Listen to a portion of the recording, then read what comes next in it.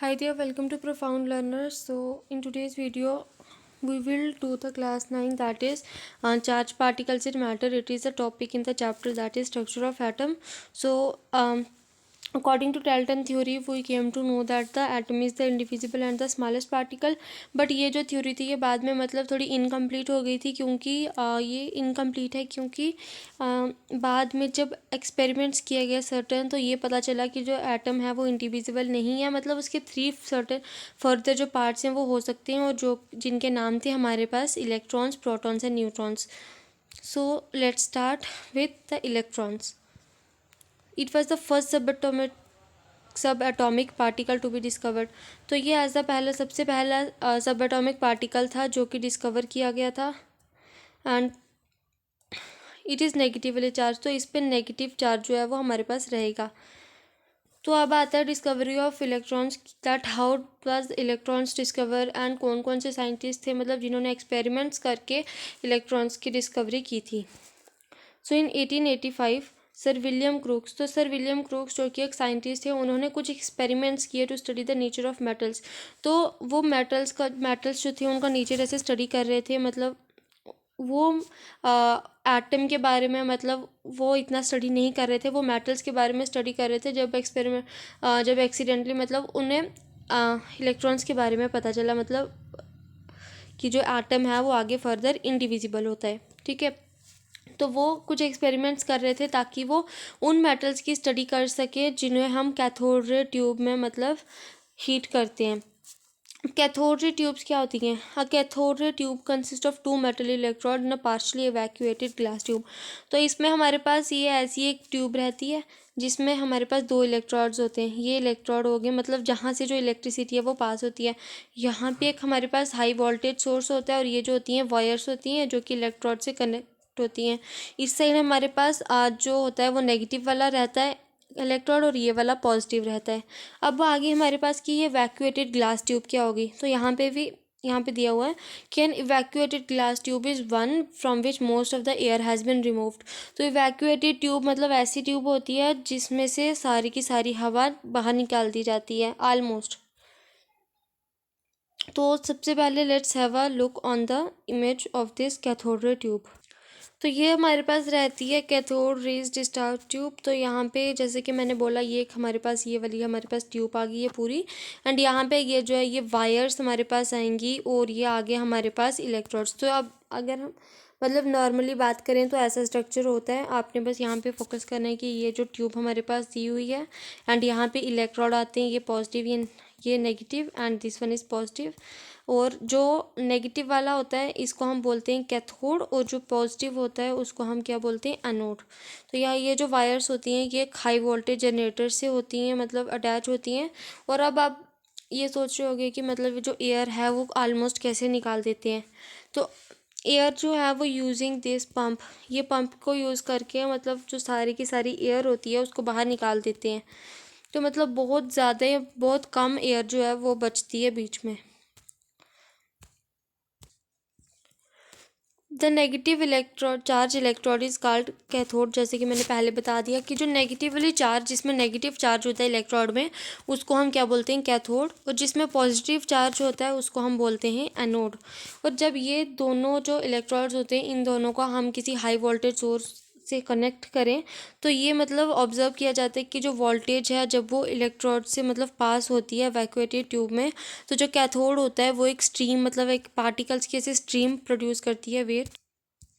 तो जैसे कि हमारे पास ये फिगर है, तो यहाँ पे आ जाएगा हमारे पास कि ये हाई वोल्टेज सोर्स है. तो यहाँ से जब ये इलेक्ट्रिसिटी मतलब दोनों से पास हुई, लेकिन ये ऑब्जर्व किया गया जो कैथोड है, कैथोड से जो नेगेटिव अभी तक ये नहीं पता चला था, लेकिन हमें बस ये पता था कि जो कैथोड होता है ये नेगेटिवली चार्ज होता है, और जो एनोड होता है वो पॉजिटिवली चार्ज होते हैं. तो जो कैथोड थे उनसे रेज प्रोड्यूस हो रही थी, एक ऐसे लाइट सी प्रोड्यूस हो रही थी जो कि एनोड की तरफ जा रही थी. अब सीधी सी बात है, जो जो नेगेटिव चार्ज होता है वो हमेशा हमारा अट्रैक्ट पॉजिटिव वाले चार्ज की तरफ अट्रैक्ट होता है. तो कैथोड क्योंकि हमारे नेगेटिव इसमें चार्ज था मतलब, तो ये इससे जो पार्टिकल्स थे ये ऑब्जर्व हुआ कि ये भी नेगेटिव चार्ज मतलब प्रोड्यूस कर रहे हैं, और ये यहाँ से ग्रीन ग्लो जब ये मतलब एनोड के पीछे मतलब जाके वॉल के साथ स्टक हो गया तो यहाँ पे एक ग्रीन ग्लो देखने को मिला, जहाँ से हमें ये पता चलता है कि जो ये कैथोड रेस थी ये सीधा जाके एनोड की तरफ मतलब वहाँ पे जा रही थी। तो यहाँ से हमें ये पता चला था कि जो एटम्स होते हैं उनमें एक नेगेटिव चार्ज भी प्रेजेंट होता है।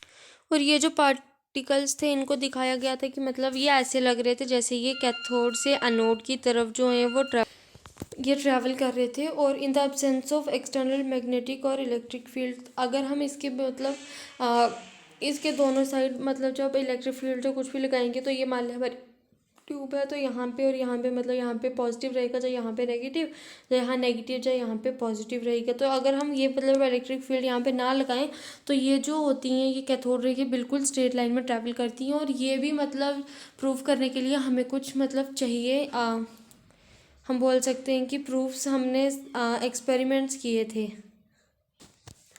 तो इन 1897 में एक इंग्लिश फिजिस्ट थे जिनका नाम था जे थॉमसन। एंड एक्चुअल में जो इलेक्ट्रॉन की डिस्कवरी थी वो इन्हीं का नाम आता है, इन्हीं ने की थी।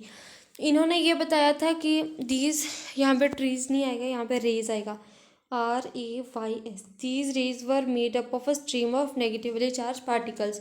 तो इन्होंने सर्टेन एक्सपेरिमेंट्स किए और इन्होंने लास्ट में ये प्रूव किया कि ये जो कैथोड रेज होती हैं ये नेगेटिवली चार्ज पार्टिकल्स होते हैं। क्योंकि सीधी सी बात है, वेट, एक तो सीधी सी बात है कि वो नेगेटिव था तो पॉजिटिव की तरफ ट्रैवल कर रहा था, बट इन्होंने कुछ एडिशनल एक्सपेरिमेंट्स किए थे जिनसे हमें ये पता चला था कि ये सच में मतलब नेगेटिव चार्ज हो सकते हैं। क्योंकि अगर वो मतलब हम सिंपल वो कर रहे हैं कि वो नेगेटिव पॉजिटिव की तरफ जा रहे हैं, हो सकता है वहाँ पे कुछ और हो, मतलब हो सकता है वो नेगेटिव ना ही हो। तो इन्होंने बिल्कुल पक्का, बिल्कुल एश्योर करने के लिए इन्होंने एक तो और एक्सपेरिमेंट्स जो थे वो किए थे। तो अब हम पढ़ लेते हैं जो उन्होंने सर्टेन एक्सपेरिमेंट्स किए थे, उन्होंने कुछ प्रॉपर्टीज़ दी थी कैथोड रेज की।